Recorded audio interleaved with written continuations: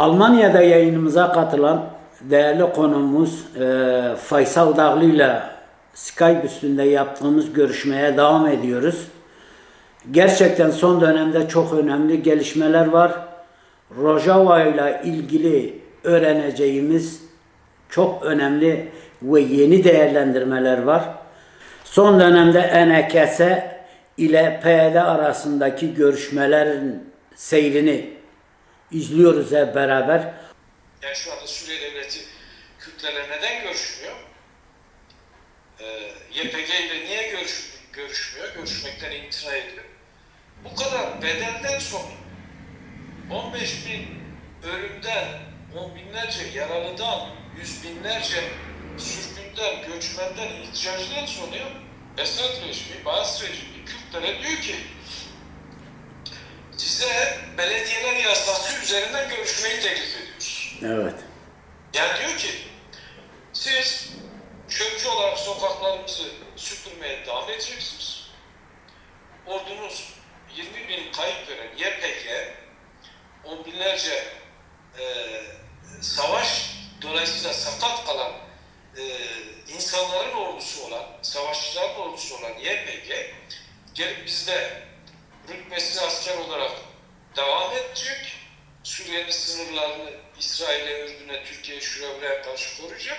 Siz de belediye memuru olarak sokaklarımızı temizlemeye devam edeceksiniz. Bu şekilde sizinle görüşebiliriz. Bunu kabul etmiyorsanız sizinle görüşmüyoruz. Yani Suriye Devleti'nin bu olup bitenlerden sonra hala ısrar ettiği şey bu. Yani Kürtlerle görüşme koşulları bu. Yerel yönetimler belediye yasası üzerinden sizinle konuşuruz diyorlar. Ama bir şart daha var. YPG orduya katılacak. Yani aslında teslim olacak. Kesinlikle teslim dayatması. Kesinlikle yani, katılıyorum. Başka ismi yok. Yani ya. YPG orduya katılacak ne demek yani? Nasıl orduya katılacak? Yani teslim olacak. YPG olmaktan çıkacak. Suriye'nin bilmem 5. kol ordusu, 6. kol ordusu falan olacak. Yani Suriye Arap Cumhuriyeti ordusunun bilmem kaçıncı kol ordusu olacak. O şekilde sonra da o Kürtleşler sağa sola dağıtılacak. Önder kadroları, yöneticileri, subayları zaman içerisinde tasfiye edilecek. Hepsi bir katledildi. Yani Şam'ı bile yönetmekten aciz. Şam savunmaktan aciz. Topraklarının bilmem ne kadarını, nüfusunun ne kadarını bu bir savaşa kurban vermiş. Esad rejiminin yurtseverlik algısı, Suriye severlik algısının tanımı buysa eğer, Kürtlerin tabii ki kendi kaderlerini belirleme, kendi geleceklerini belirleme, bunun için stratejik planlar yapma, En doğal haklarıdır. arayışları olmak zorundadır. Kimse Kürtlere sizin ne işiniz var Ürdün sınırında diyemez. Yok böyle bir şey. Bunu demeleri için öncelikle Esad rejimine diyecekler ki senin Kamışlı'da ne işin var? Türk rejimine senin Afrin'de, Cerablus'ta, Serekariye'de ne işin var diyecekler. Ondan sonra belki Kürtlere sizin Ürdün sınırında ne işiniz var desinler. O zaman Kürtler de onlara bir yanıt verirler belki. Kesinlikle. Yani şunu söylemeye çalışıyorum. Bazılar için fantastik gözükebilir. Realite dışı da gözükebilir. Ama bu işler böyledir. Kaoslar aynı zamanda fırsatlar yaratır. Bu fırsatları değerlendirmediğiniz zaman yeniden eski koşullar oluşur. Bunun başka yolu yok. Yani tarih böyle işliyor. Zaman böyle yürüyor. Başka bir şey olmaz. Bu nedenle Kürtlerin herhangi bir şekilde Kürdistan sorununun çözümüne katkıda bulunabilecek bir takım yeni stratejiler üzerinden yoğunlaşmaları, bunun üzerinden harekete geçmeleri lazım. Yani buna birlik meselesi de dahildir. Kürt güçleri arasındaki birlik meseleleri dahildir. Hatta Kürt güçlerini gerek askeri gerek siyasi olarak konumlanmalarında değişiklik yapmaları dahildir. Ben öyle olması gerektiğini düşünüyorum.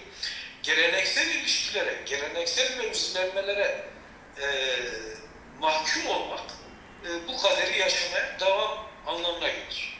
Yani Kürtler İran'la ve Türkiye ile ilişkilerini gözden geçirmedikleri sürece tırnak içerisinde makus tarihlerini değiştiremezler. Bunun imkanı yoktur. bu ilişki eşitsiz bir ilişkidir. Bu ilişki bu devletlerin Kürtleri birbirine karşı kullanabilecekleri bir ilişkidir. Şimdiye kadar olduğu gibi bundan böyle de sürmesi kaçınılmaz bir ilişkidir. Bu nedenle Kürtler gerek kendi aralarında yeni bir hukuk oluşturmak, gerekse bu ülkelerle ilgili tavırlarının mevzilenmelerini gözden geçirmek zorundalar ve yeni stratejik arayışlara girmeleri gerekiyor. Bu sorun başka türlü çözülmez. Yani ben bizim Türkiye'yi, Irak'ı, İran'ı, Suriye'yi demokratikleştirip bütün halkların lehine olan bir çözüm yaratabileceğimizi düşünemiyorum. Yani Kürt güçleri... Çünkü zaten 4 ülkede de faşizm alabildiğine gelişmiş, ırkçılık alabildiğine gelişmiş. Yani sadece devletleri değil, halkları da aynı zamanda o hale sokmuşlar. Bu 4 ülkenin de Kürt inkarı, Kürt toprağının işgali üzerine kurulu olduğunu unutmamak gerekiyor. Evet. Kürdistan meselesinin çözümü bu nedenle bu ülkeler yani adil bir çözümünü gündeme almazlar. Örneğin Irak'a bakalım. Iraklılar aslında Kürdistan'dan çok fazla bir yani Kürtlerle birlikte yaşamak gibi bir mecburiyetleri de yok aslında Iraklılar. Ama buna rağmen İran'ın, Türkiye'nin ve Suriye'nin de zorlamasıyla Kürtlerin haklarını, hukuklarını tanımayı yanaşmıyorlar. Diyelim ki Irak rejimi dedi ki ya biz Kürtlerle birlikte kalıyoruz, bize ne çıkarımız var? Mesela bir an böyle düşünelim. Bağdat rejiminin Kürtlerle birlikte kalmasındaki ısrarının maddi nasıl bir zemini var? Kürdistan'ın doğal zenginlikleri, yani Irak'ın sömürebilecekleri doğal zenginlikleri ancak Kürtlere yetiyor zaten. Irak'taki kaos zaten çok ciddi oranda. Irak gün yüzü görmedi. Neredeyse 50 yıldır gün yüzü görmedi. Bunun temel sebeplerinden en başta gelen Kürdistan meselesi, Kürt sorunu. Kürtlerle 40 yıl, 50 yıl boyunca savaştılar Irak'taki her türlü rejim, her türlü hükümet. Ne geçti ellerine? Bugün Kürtler kendi topraklarının büyük kısmında kendi kendilerini yönetiyorlar. Bu tartışmalı bölge dediğimiz Irak'ın el kolu işgal etti.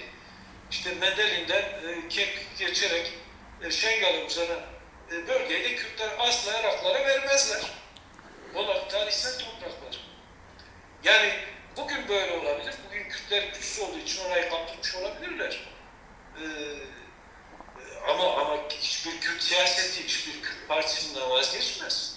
Bu asla Irak'a mutluluk getirebilecek bir şey değildir.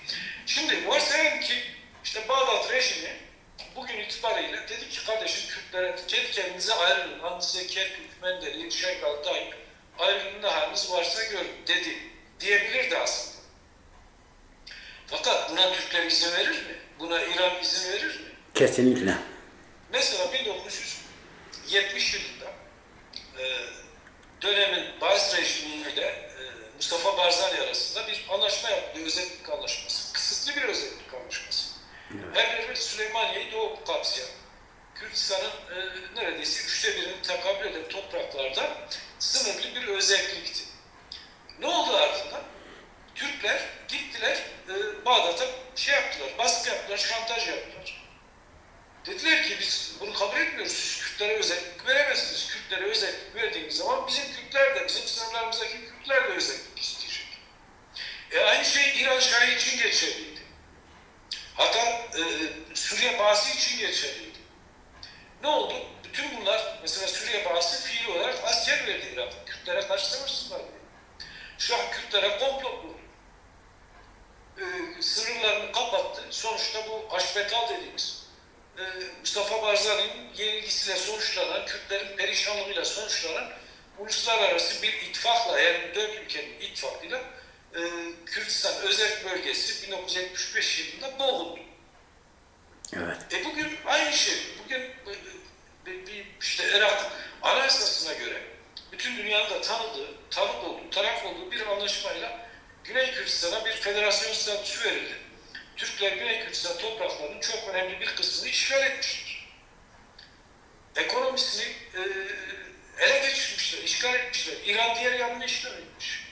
Güney Kürdistan bir tarafı, Türkiye bir tarafı, İran neredeyse. Ekonomisiyle, şirketiyle, üretimiyle, askeri harekatıyla, baskısıyla, istihbaratıyla, şuyla buyla. Tamamıyla kendilerine bağlamışlar bir şekilde. Bir şekilde işgal altında. Yani Kürtlerin orada rahat olmasını bu güçler istemiyor. Yani dolayısıyla şunu söylemeye çalışıyorum. Dört parçadaki Kürtler kaderi birbirine bağlıdır. Yani biz Güney'den kurtuluruz, diğerleri bizi ilgilendirmez. Yok. Böyle bir dünya yok. Veya Rojava'dakiler, işte biz Suriye'den ayrılırız, Suriye bize güç getiremez, diğer parçalar bizi ilgilendirmez. Olmaz böyle bir şey. Mümkün değil. Bu hayatın akışına aykırıdır. Türkler bugün Rüsuk Barajı'nı niye yaptılar? Niye Hasankeyf'i, o büyük coğrafyayı, o tarihi toprakları neden şey altına aldılar? Suların altında boğdular.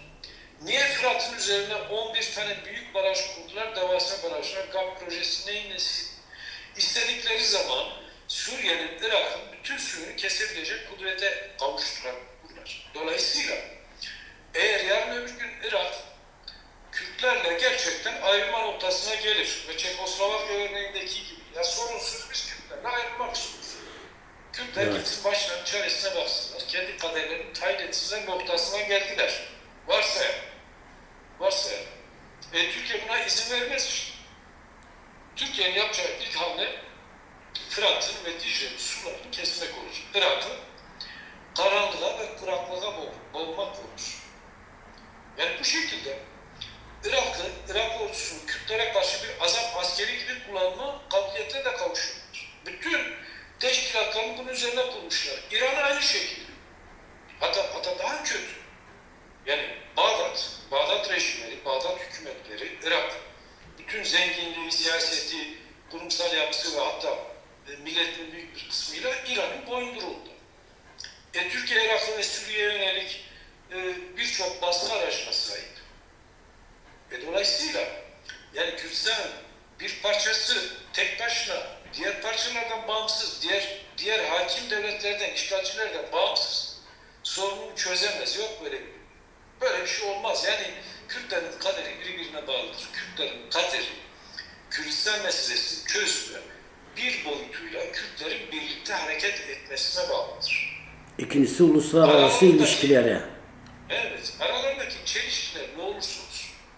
Yani KDP'nin, PKK'nin, YNK'nin veya diğer güçlerin, İslamcı güçlerin veya diğer işte GORA veya diğer solcu, sosyalist, komünist hareketler arasındaki ilişki veya hukuk ne olursa olsun bunlar Kürdistan meselesinin çözümünde eğer bir sorumluluk, mesuliyet hissediyorlarsa birlikte davranma iyi da başarabilmeleri, becerebilmeleri gerekiyor. Kürdistan halkının talebidir de bu aynı zamanda ve sorunun çözümünün temel yollarından bir tanesidir. Yani Kürt siyaseti, ben birlik olmaktan söz etmiyorum Metin. Şimdiye kadar ulusal kongreden, şuradan bahsetmiyorum. Birlikte davranmaktan söz ediyorum. Birlikte davranmak, birliğin en asgari formüdür. En asgari formudur, biçimidir. Evet. Ya bazı çıkarlarımız var, birlikte davranmamız gerekiyor. Nedir bu çıkarlar? En başta aramızdaki çelişkileri çoğaltmamaya çalışacağız. 2, aramızdaki çelişkilerde düşmanlığa, şiddete başvurmayacağız. Aramızdaki çelişkileri medeni yöntemlerle çözeceğiz. Aramızdaki rekabeti medeni yöntemlerle yapacağız. Bırak gücüyle değil, soğuk savaşla değil, medya savaşıyla değil. Yani veya ambargoyla değil. Gelmek zorunda değil bu insanlar. Bu partilerin taraftarları birbirlerini gerçekten beğenmek, hatta birbirleriyle böyle yakın olmak zorunda değiller. Ama çıkarlarının çatıştığı noktada kendileri de fiilen çatışmak durumunda olmamalılar.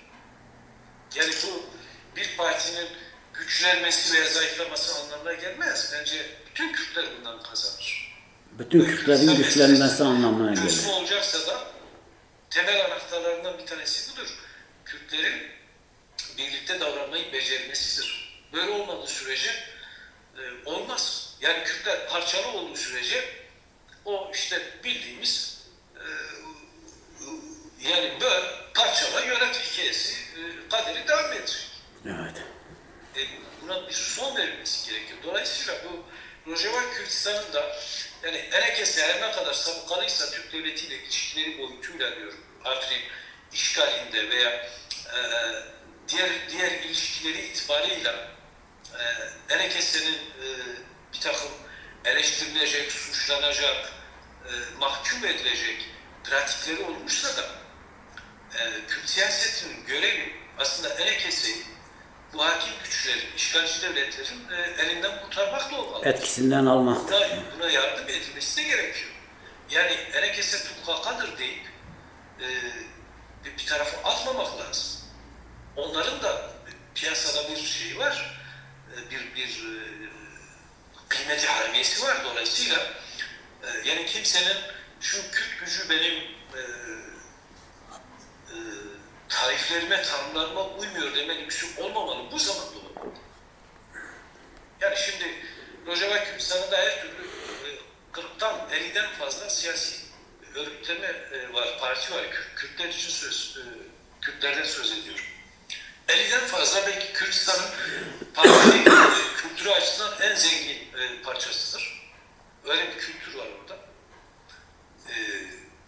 Bunların birçoğu 2-3 cephede bir araya gelebiliyor. Ve gelsinler ya birbirlerine Kürtler selam vermesini, diyalog kurmasını öğrendikleri sürece, ilişkileri iyi oldukları sürece diğer güçlere yaslanma, bir diğerinden kaçıp başka hakim bir güce sıkılmadan da imtina ettiklerini tarih bize göstermiştir defalarca.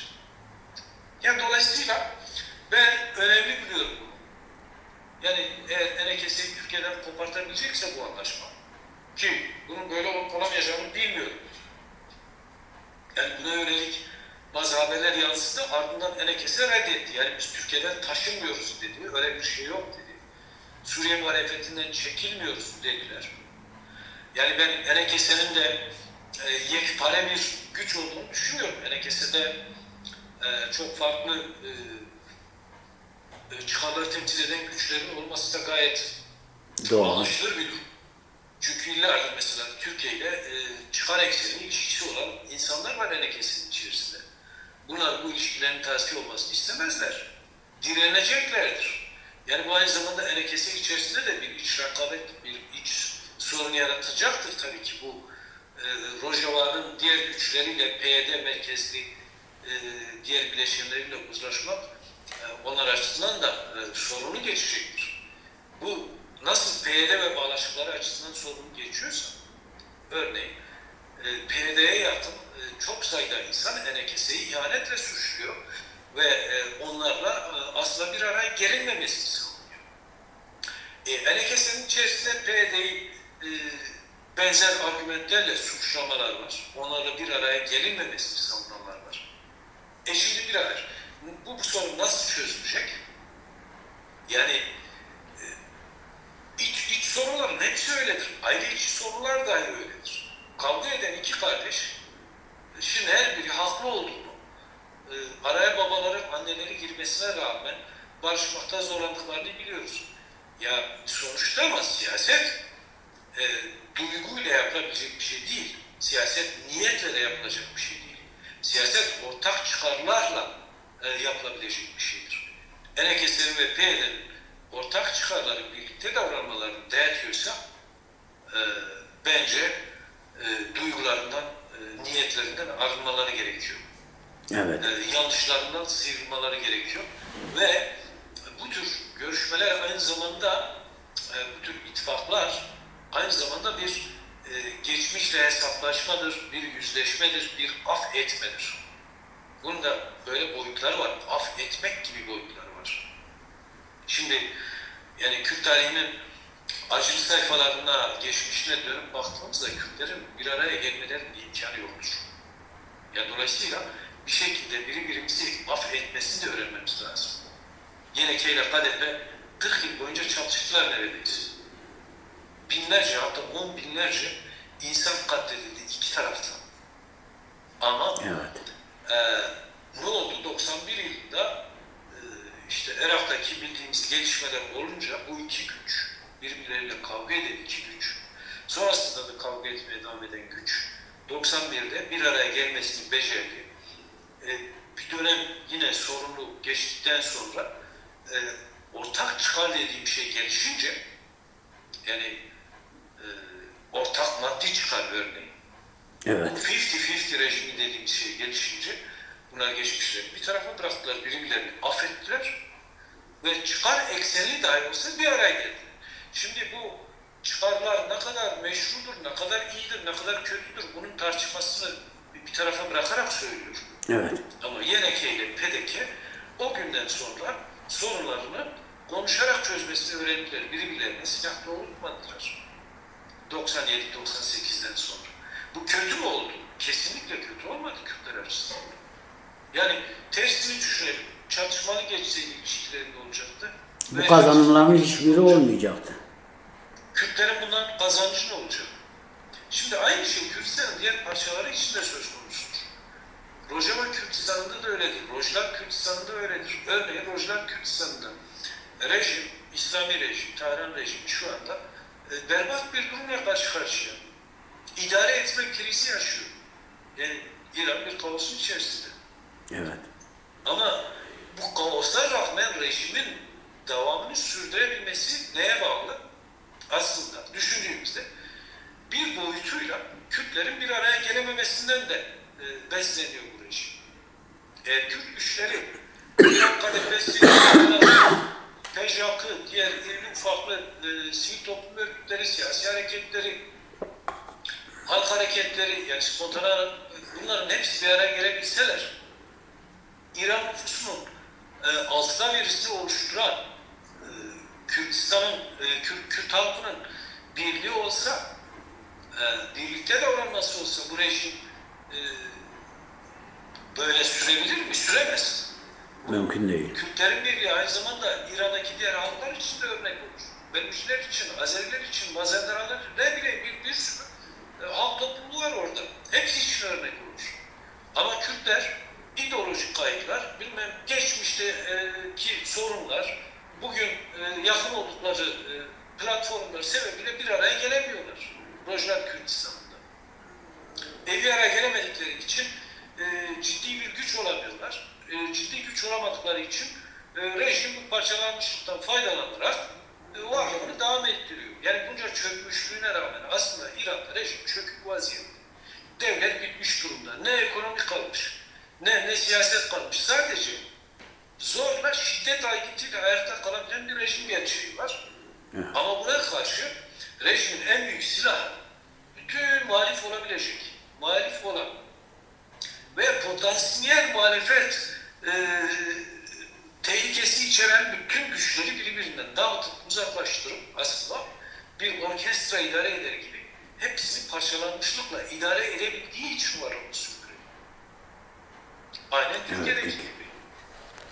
Yani dolayısıyla birlik meseleleri duygusal olarak ya ama bunlar da şöyleler, onlar da böyleler, bunlar da bir araya gelmez, şunlar da bir araya gelmez geçmişte. Şöyle oldu, böyle oldu, yok bunların niyeti kötüdür, yok bunların duyguları kötüdür.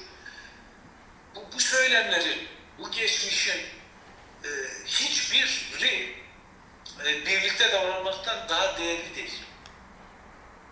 Evet. Yani yapabilecek başka bir şey yok. Duygularımızı, acılarımızı, niyetlerimizi, öfkemizi bir tarafa bırakmak zorundayız. Bunun başka çaresi yok. Yani Kürtler eğer kaderlerini değiştirmek istiyorlarsa neymiş? Birincisi kaderini değiştirme şartı birlikte davranmasını öğrenecekler. Birbirleriyle diyalog kuracaklar. Rekabetlerini medeni yöntemlerle yapacaklar.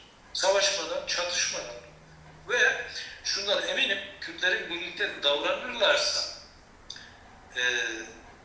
edinecekleri çıkarlar, onların hakim komşu ülkelerle ilişkilerinde ettikleri çıkarlardan kat kat fazla olacak. Onların hem alternatif seçeneklerini artıracak, çeşitlendirecek, farklı alternatifler kazandıracak onlara. Ve ulus inşası da bunun üzerinden olur zaten. Bunun başka yolu yok. Ulusun katmanları, sınıfları, birbirleriyle konuşmasını öğrenmedikleri sürece, birbirleriyle konuşmadıkları sürece ulus inşası falan olmaz. Devlet falan kurulmaz. Devletler birlikte davranmakla, birlikle konuşmakla kurulabilecek şeylerdir. Ya yeterince, bence Kürtler yeterince iç savaş yaptılar, yeterince bırakmış yaptılar. Kürtlerin son 200 yıl iç savaş 100 yılıdır. Evet. Yani bence buna bir nokta koymaları gerekiyor artık. Yani şu anda birbirlerine ateş etmiyorlar ama sözleri de kurşun kadar ağır. Birbirlerine sarf ettikleri sözler de kurşun kadar ağır ve savrulmalarına yol açıyor. Evet Keki Faysal.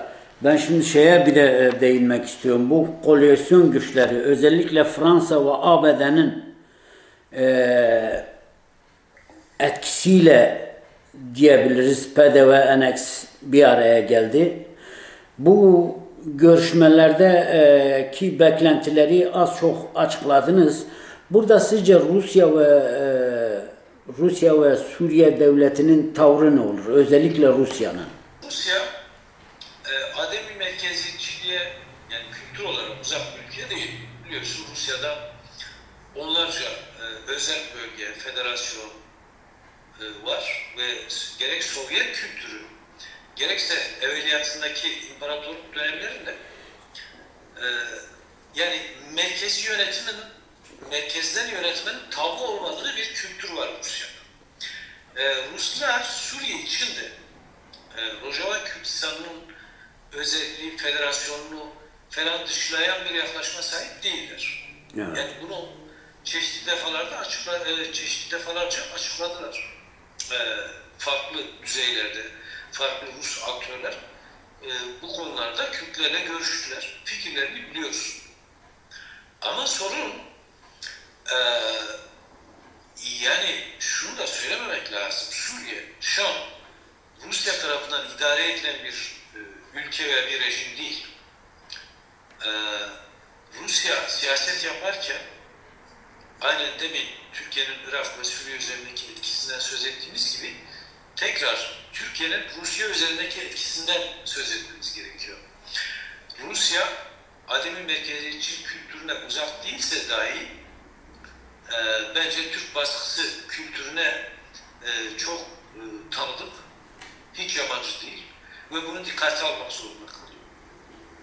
Yani ben Türk devletinin Rusya üzerinde Esad rejiminden daha etkili olduğunu düşünüyorum. Yani eğer Ruslar bu konuda Suriye'yi cidden gerektiği kadar yeterince sıkıştırmıyorlarsa, ağırlıklarını koymuyorlarsa, rejimin Kürtlerle uzlaşmasını yeterince dayatmıyorlarsa veya ellerini masaya vurmuyorlarsa bu Esad rejiminden çok Türk rejiminin baskısıyla gelişir bir şeydir. Yani çünkü Türkiye ile ilişkiler Rusya için Kürtlerle ilişkilerden ve Kürtlerin Rojava'daki pozisyonundan daha önemlidir. Bunu kabul etmek lazım. Evet. Yani Rusya, Moskova, Putin rejimi Türkiye'yi Kürtlerden daha fazla önemsiyor. Yani her konuda anlaşıyor olmaları gerekmiyor. Bazı konularda çatışıyorlar Rojava Kürdistan'da, Suriye siyasetinde. Ruslar Türklerle çatışıyor. Ama kaotik de olsa bir ahenk var. Ruslar yıllardır Suriye üzerinden Türkiye'yi NATO'dan kopartma, Batı ile karşı karşıya getirme, Türkiye üzerinde etkili olma, Türkiye'yi politik olarak işgal etmek gibi bir stratejiye sahipler ve bunu büyük oranda başardılar. Yani Türkiye'yi Batı dünyasıyla karşı karşıya getirdiler. Türkiye'yi dünya için ciddi bir sorun haline getirdiler. Türkiye'de Erdoğan rejiminin ülkeyi geleneksel yönetim tarzından koparmasına, bunun kurumsallaşmasına sebep oldular. Bu Rusya'nın desteğiyle oldu.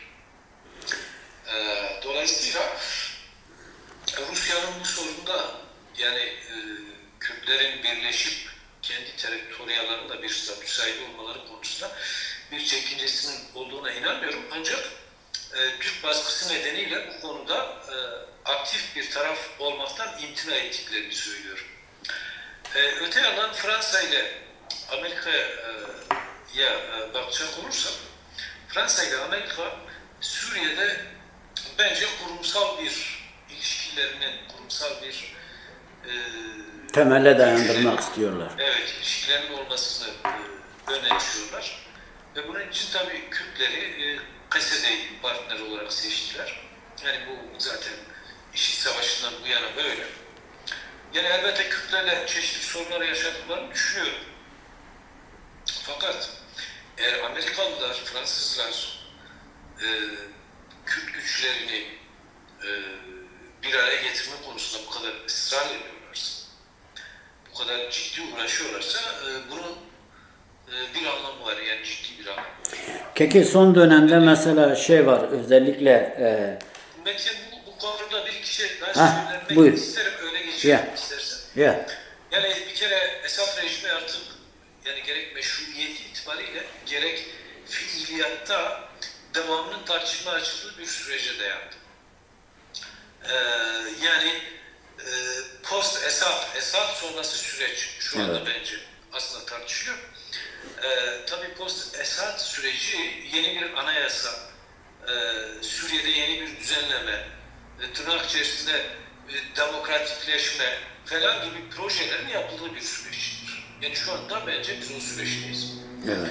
Ve Kürtlerin Batı dünyasına, Suriye'deki Batı çıkarlarına, Suriye'deki Batı ilgisine yakın kesim olarak Esad sonrası veya velev ki Esad'la dahi olsa yeni süreçte bir güç olmasını istiyorlar bunlar. Yani Cenevre görüşmeleri, oradaki anayasa yazım süreci, Suriye'nin yeniden şekillenmesi, Suriye'nin inşası vesaire. Bütün bunlar ancak bölgede karada bir güçle yapılabilir, uygulanabilir olgular olması itibariyle safları sıklaştırmaya çalışıyorlar. Yani şunu da söyleyeyim, keşke Amerika ile Fransa veya başka güçler aracı olmadan Kürtler kendi kendilerine Bir araya gelebilseler. konuşmasını, bir araya gelmesini düşünseydiler, becerebilseydiler aslında çok daha iyi olurdu. Yani Olurdu. Evet. bu aslında bir miktarda dramatik. Onu da söylemek Dramatik. isterim. Yani benim hiç unutmadığım, aklımda kalan resimlerden bir tanesi Madeleine Albright'ın Washington'da 98 yılında Mesut Barzani ile Celal Talabani'yi el sıkışmaya zorlamasıydı. Yani ben bir Kürt olarak böyle bir resim görmek istemezdim. İç savaşı bitirmek için onları Washington'a çağırıp el sıkışmaya zorladı. Şu anda yapıldığı gibi, şu anda PYD ile NKS'nin yine Amerika ve artık Fransa tarafından el sıkışmaya zorlanması gibi. Evet. Yani ben bir yandan düşünüyorum da aslında Kürt siyasetçileri, dünya çapında siyasetçiler, PYD'yi yöneten insanlar, NKS'nin bazı kadroları, aklı başında dünya çapında siyasetçiler, YPG'nin, PSD'nin savaş komutanları, kadroları, dünya çapında askerler. Yani çok insanlık tarihinde çok önemli tanımlamalara vesile olmuş, zaferler kazanmış insanlar. Yani Kürtlerin çok ciddi bir potansiyeli var. Evet Keke. Ciddi bir birikimi var. Ama bizi niye Amerika ile Fransa zorluyor bir araya gelmeye? Niye Madeleine Albright zorluyor bir araya gelmeye? Niye perdenin arkasında başka güçler zorluyor? Yani keşke Kürt siyasetçileri bu dilemalarını, bu çıkmazlarını aşsalar. Bizim de temennimiz o, umudumuz o. Keke bu son dönemde bir haber okuduk ajanslar arası. ABD şu anda Rojava'da 10 bin kişilik bu komando birliği oluşturmaya çalışıyor. O sürece başladığı iddia ediliyor. İşte bu süreçte kuşkusuz PYD var kesinlikle. Diğer işte bir takım Arap aşiretleri güçleri de olacak.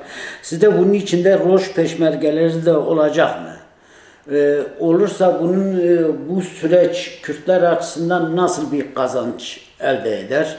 Nasıl bir gelişme önümüze koyar? Veya bu haber gerçekten inandırıcı mı? Evet. Yani şimdi ben bu sözünü ettiğim 10 bin kişilik yeni askeri gücün mahiyetini bilmiyorum. Doğrusunu istersen Evet. bunun mahiyetini ifade eden berrak, net haberler de yok. Sadece böyle bir söylenti var. Amerika'nın orada uzun zamandır biliyorsun eğitim programları, orada çeşitli güçlerin gerek asayiş, gerek farklı koruma hizmetleri, sınır koruma hizmetleri yapmak üzere farklı güçleri eğittiği biliniyor. Evet. Bunlardan bazıları aşiret güçleri oldu. Savaş sürecinde KSD'ye yönelik, KSD güçlerinin eğitimiyle ilgili ciddi projeler yaptılar ve uyguladılar. ABD'nin orada hem YPG hem KSD'ye askeri desteği, eğitim desteği dahil olmak üzere desteğin devam ettiğini biliyoruz. Bütün bu demin konuştuğumuz yeni sürecin inşası ile ilgili elbette askeri kurumsallaşmanın da gerekli olduğu, bunun bir şekilde hazırlandığı bir çerçeve oluşturmak istediği söylenebilir. Ancak bunun Roj peşmergeleri diye tanımlanan askeri grupları kapsayıp kapsamadığını bilmiyorum. Ben onun daha çok, yani bu Roj peşmergeleri meselesinin daha çok bu NKS ile PYD merkezli güçler arasındaki görüşmelerde karara bağlanacak bir şey olduğunu düşünüyorum. Yani oradan çıkabilecek bir prensip kararıyla YPG ile çözülebilecek bir sorun olduğunu düşünüyorum. Ama bütün Kürtlerin hassasiyetlerinden bir tanesinin tek ordu, tek merkezli bir ordu olduğunu biliyoruz zaten Rojava Kürdistan'da. Yani Güney Kürdistan'daki iki başlığın Tecrübelerine felaketlerin bir daha yaşanmaması için Rojava Kürdistan'ın da tek bir ordu olması gerektiğini yani herhalde herkes savunuyor, öyle biliyorum. evet. Yani ben Roj peşmergelerini savunanların dahi Rojava'da iki ordu olsun dediklerini bilmiyorum. Yani böyle bir niyetleri olabilir belki. Ama bunu bu şekilde ifade ettiklerini duymadım. Yani bunun teşkilatlanması nasıl olur bilemem.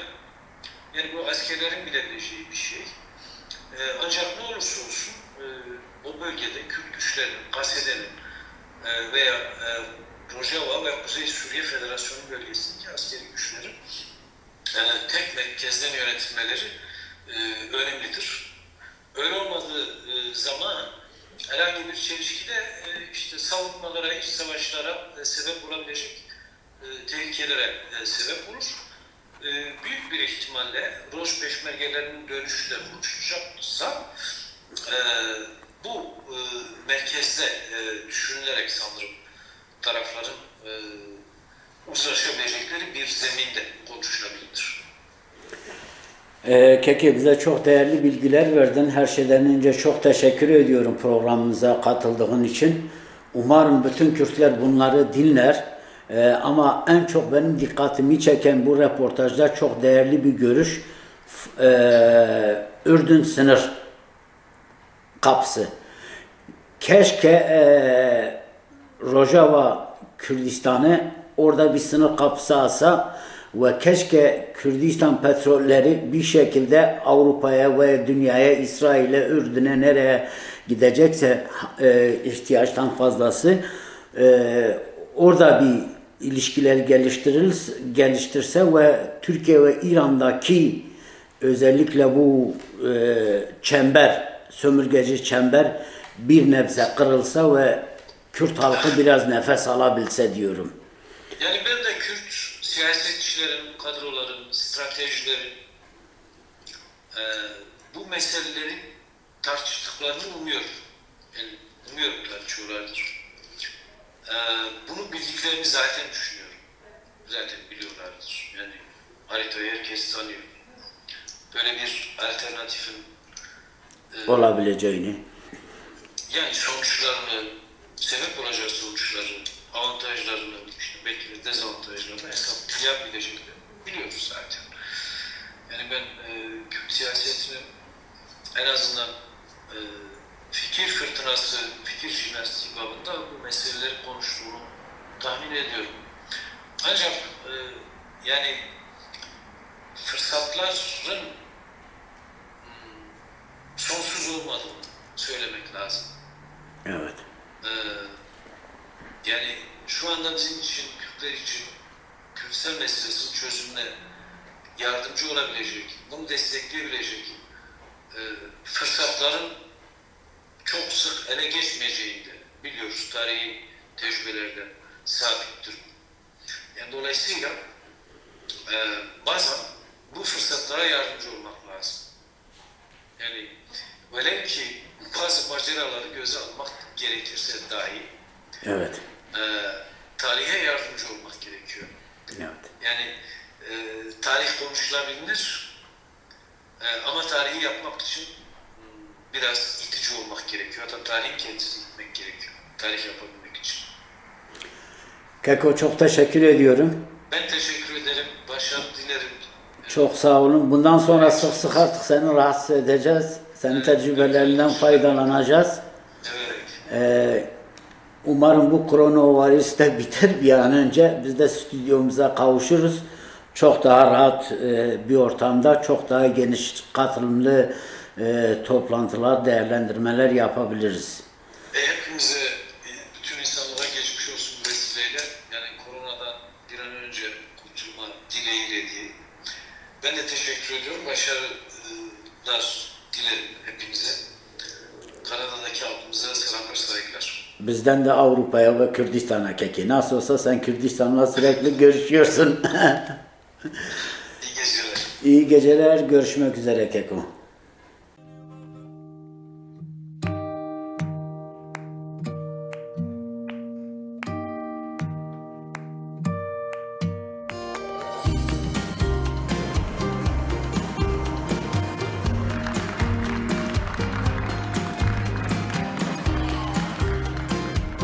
I've worked in construction for 40 years. I am, and always will be, LiUNA.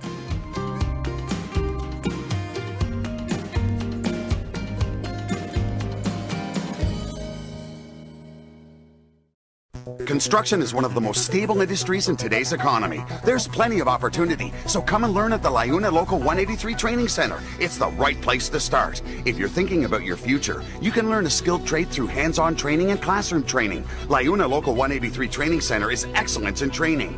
All apprenticeship programs are registered with the Ontario Ministry of Training Colleges and Universities. Become an apprentice and learn new skills which will open the doors to a rewarding career. Visit 183training.com.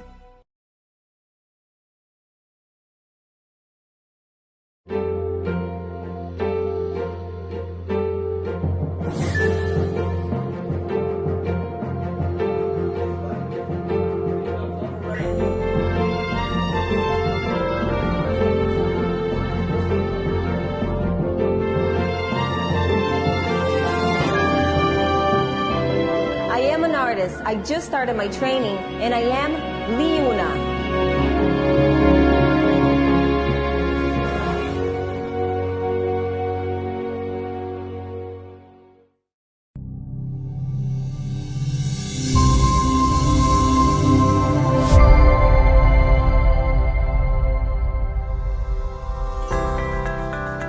Troya is a Canadian manufacturer of PVC windows and doors. Troya cares about customer satisfaction in Canada standards. Troya has been established on principles of honesty and integrity. Our sales office, manufacturing facility, and showroom are located in Woodbridge, Ontario. We have a friendly and over 15 years of international experienced staff.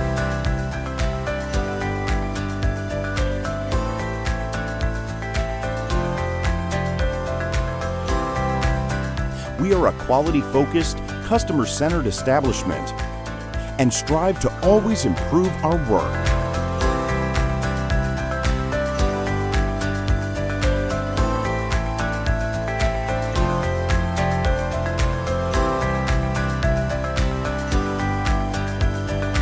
We have quality workmanship, superior knowledge, and competitive prices.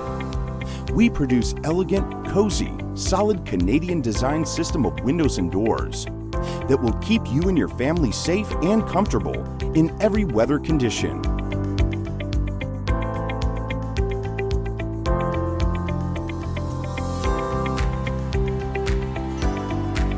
Our products help your home to become more environment friendly and energy efficient.